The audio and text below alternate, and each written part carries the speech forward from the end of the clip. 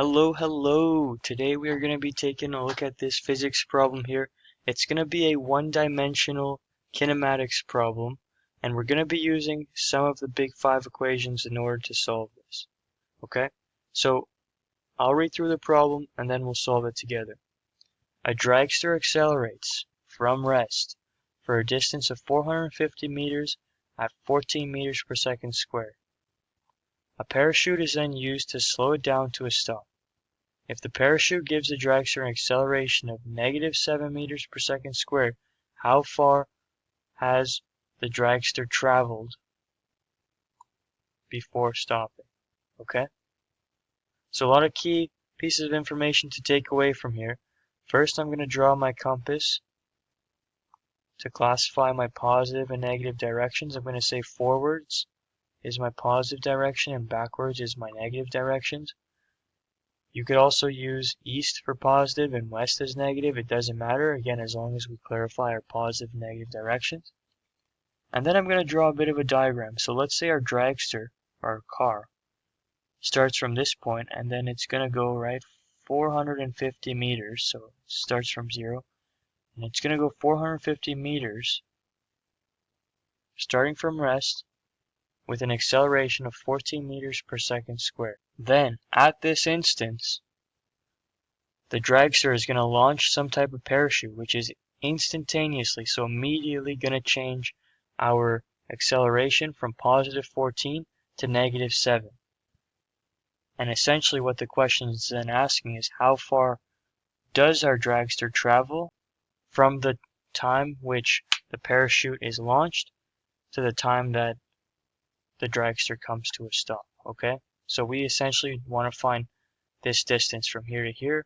Again, let's say our dragster starts from here and it's going to move this way, launches the parachute here, and then, so it launches the parachute after 450 meters, right? And then it's going to travel some distance from this point on, and we want to figure out this distance here, right? So let's set this question up in two different parts. So first, let's figure out what we know in part 1. So in part 1, we start from rest, right? So I know that my initial velocity is going to be equal to 0. We travel a distance of 450 meters in the forwards direction. So that'll be a displacement of 450 meters in the forwards direction. And we're also traveling with some acceleration of 14 meters per second squared. And that's also going to be a positive value. It's going to be in the forwards direction. Okay? Then, in our second part, I know that I'm going to have an acceleration of -7 meters per second squared, or 7 meters per second squared backwards. So this will be a negative value when we plug it into our equation.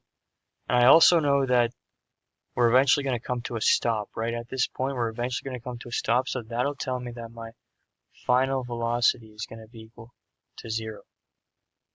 That's about all I know here. But what I can do from here is find some value from part 1 that could be transferable to part 2, use that in part 2 to then find this distance. So in order to do this, I'm actually going to solve for the final velocity in part 1. So our initial velocity is 0, and then our final velocity, I'll consider this my final velocity in part 1, which would then be my initial velocity starting in part 2. Okay? So I'm going to use the following big 5 equation. Final velocity squared equals initial velocity squared plus 2AD, all vectors, okay? I know my initial velocity is 0, so I can just put this term to 0, right? And then I'm going to solve for my final velocity. My acceleration is positive 14, and my displacement is positive 450 meters. And when I put that in my calculator, I'm going to get 12,600, but because my final velocity is squared, I'm going to square both sides to get a final velocity of 112.2 meters per second. Okay, so this is my final velocity in part 1, so from here, right, to here, and then I can utilize this final velocity, right, as my initial velocity for part 2. So I can write here VI equals, right, my VF from part 1, which is 112.2 meters per second. This will be forwards, right? It's a positive value. Okay, so now what I'll do is I can use this same big 5 equation to now solve for that distance. So I've got my final velocity squared equals my initial velocity squared plus 2AD. Again, they're all vectors. And then I'll plug in my values. I know my final velocity is going to be 0, right? For part 2, I'm coming to a stop. So 0 equals my initial velocity, which I got from part 1 to be 112.2 squared. And this is going to be a positive value, plus 2 times my acceleration. But now here, right, my acceleration is 7 meters per second squared backwards, but I've classified that any value or any direction, right, that's in the backwards direction is going to be negative, so I'm going to put here negative 7.0, and then my displacement, which I'm going to solve for. Okay? So now basically I'll just expand this and then rearrange and solve for my displacement. So here I'll have negative 14d. I'll move this to the other side, so then it'll become a positive 14 times my displacement equals, again, 112.2 squared, and then divide both sides by 14.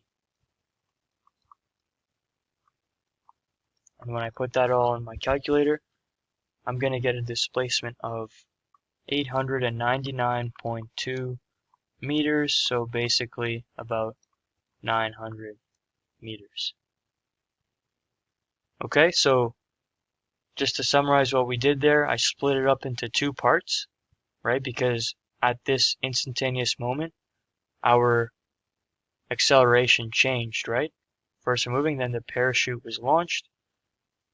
And then from this section to this section, I've got a new acceleration, and I wanted to find that displacement with that new acceleration, and I used my part 1 to solve for a final velocity, which I was then able to convert to represent my initial velocity in my second part, and then again using my big 5 equations, solve for the displacement to get that final displacement. So therefore in this section, right, we traveled 900 meters from here to here.